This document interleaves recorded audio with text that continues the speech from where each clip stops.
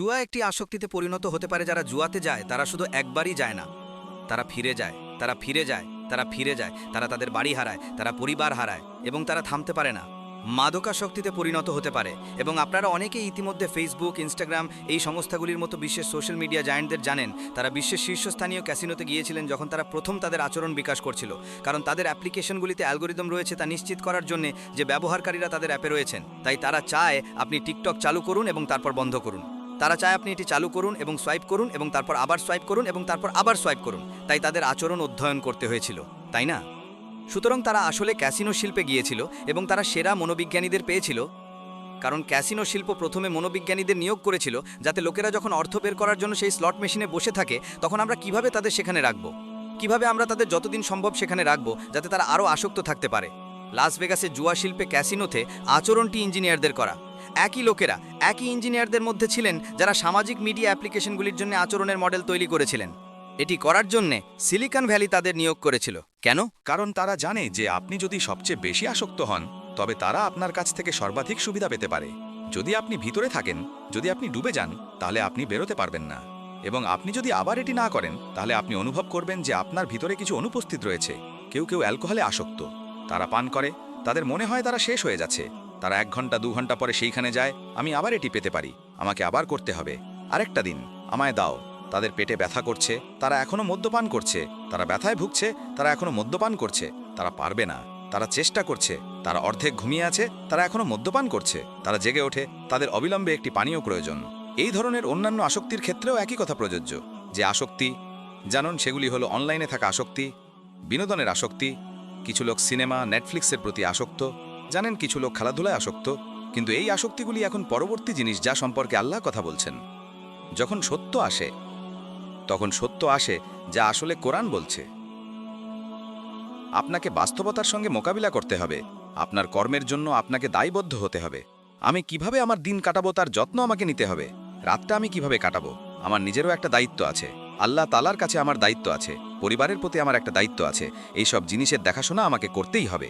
কিন্তু আপনি যদি সেই সত্যটি মেনে নিতে না চান এবং আপনি বাস্তবতা থেকে বাঁচতে চান, তাহলে আপনি নিজেকে এক বা অন্য আসক্তিতে হারিয়ে দিতে পারেন এবং আপনি এমন একটি বিন্দুতে প্রবেশ করতে পারেন যেখানে আপনি জানেন যে কিছু লোক কি করে।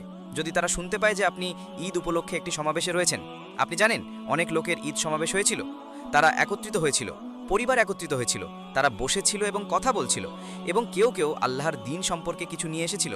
এবং আপনি পরিবারের কিছু লোককে অবিলম্বে লক্ষ্য করবেন যে তারা বিষয়টি পরিবর্তন করে এবং তারা অবিলম্বে অন্য একটি বিষয়ে কাজ করতে চায় এবং তারা চায় যে তারা এটি সম্পর্কে কথা বলতে চায় এবং তারা ও না না না সেই ইউএফসি লড়াইয়ের কী হবে, এই গেমটি সম্পর্কে, এই সিনেমাটি কী, ও আমার ঈশ্বর, যা আশ্চর্যজনক ছিল। এবং তারা এটা নিয়ে কথা বলতে থাকে, এটা নিয়ে কথা বলতে চায় যে আপনি জানেন। এবং যদি তারা দিন সম্পর্কে কথা বলে, তারা একটি রসিকতা হিসাবে দিন সম্পর্কে কথা বলে। এটি আপনার সম্পর্কে কথা বলা মজার কিছু। এবং এমনকি তারপর আল্লাহ এমন কি বর্ণনা করেছেন যে তারা যখন কথা বলছেন তখন তাদের সাথে কথা বলবেন না যতক্ষণ না তারা গিয়ে অন্য কোনো বিষয়ে ডুব দেওয়া শুরু করে। তারা এতে নিমজ্জিত হতে চায়। এবং এখন আপনাকে এবং আমাকে নিজেদের জিজ্ঞাসা করতে হবে, এটি মানবতার সমালোচনা নয়, এটি কেবল আপনাকে এবং আমাকে নিজেদের সম্পর্কে ভাবতে হবে। যা আমি প্রতিদিন ডুব দিচ্ছি তার কোনো উদ্দেশ্য আছে কিনা, বা এটি কি কেবল আমি চারপাশে খেলছি? এটাই আসল প্রশ্ন যা আমাকে নিজেকে জিজ্ঞাসা করতে হবে। আল্লাহ বলেন, বিচারের দিন তারা জিনিসগুলিতে ডুবে গিয়েছিল এবং তারা চারপাশে খেলতে থাকে, তারা চারপাশে খেলা করতে থাকে। এবং প্রতিবার কোরআনের প্রতি আহ্বান জানানো হলে সত্যকে দায়িত্বের প্রতি আহ্বান জানানো হয়, কারণ বিচারের দিনটি দায়িত্বের বিষয়, তাই না? এটুকুই সব। বিচারের দিন হলো আদালত। আর আদালতে কি হবে? বিচারক আপনাকে বলেন যে আপনি যা করেছেন তার জন্য আপনি দায়ী। এটুকুই সব। আপনাকে আদালতে হাজির হতে হবে। এবং যে কেউ জানে যে তাদের আদালতের তারিখ আসছে এবং তাদের বিচার আসছে, তারা বিচারের জন্য প্রস্তুত হবে। এই জীবনে এমনটাই হয়। বিচারের দিনের জন্য এটি একই যুক্তি। কিন্তু এমন কেউ যে বিচারের জন্য প্রস্তুত হচ্ছে না এবং তারা খেলছে এবং তারা তাদের খেলায় খুব আসক্ত, তাই না? তখন তারা সেদিন বড় সমস্যায় পড়বে। এবং কেউ বলে, এই এই এই বিচারের তারিখ আগামীকাল, আগামী সপ্তাহে বিচার হবে, আসুন চলো যাই, তৈরি হয়ে নাও, তুমি প্রস্তুত নও, আপনার কাজ শেষ হয়নি, এটা আপনার বিরুদ্ধে অনুষ্ঠিত হবে, এখান থেকে চলে যাও ভাই, আমাকে খেলতে দাও। কথাটা সত্যি নয়। এই লোকেরা এতটাই চরম, তারা খুবই নেতিবাচক। আমাকে আমার জীবন বাঁচতে দিন। জানেন, এমন একটা সময় ছিল যেখানে দার্শনিকরা পুঁজিবাদ এবং সাম্যবাদের কথা বলছিলেন, নৈস্তিকতা এসেছিল। এখন আমরা এক নতুন জগতে এসে গেছি। আমরা আবেগপ্রবণ হয়ে পড়েছি। আপনার আবেগই হলো নতুন ধর্ম। আমাকে ভালো থাকতে দাও মানুষ, আমি শুধু ভালো থাকতে চাই। আমাকে কেবল আমার অনুভূতিতে বাঁচতে দিন। আপনি জানেন, এবং এটি আসলে সেই বর্ণনা যা আল্লাহ বিচারের দিনে এই লোকদের সম্পর্কে দিচ্ছেন, যখন তিনি বলেন, এবং তারা আছে যখন, আপনি জানেন, যখন কেউ এমন কিছুতে ডুবে যায় যা তারা নড়াচড়া করছে না, তারা আটকে আছে, তারা একই জায়গায় আছে। আপনি যখন এমন লোকদের খুঁজে পান যাদের আসক্তি রয়েছে, আপনি গত বছর তাদের সাথে দেখা করেছেন, তারা ঠিক একই জায়গায় ছিল।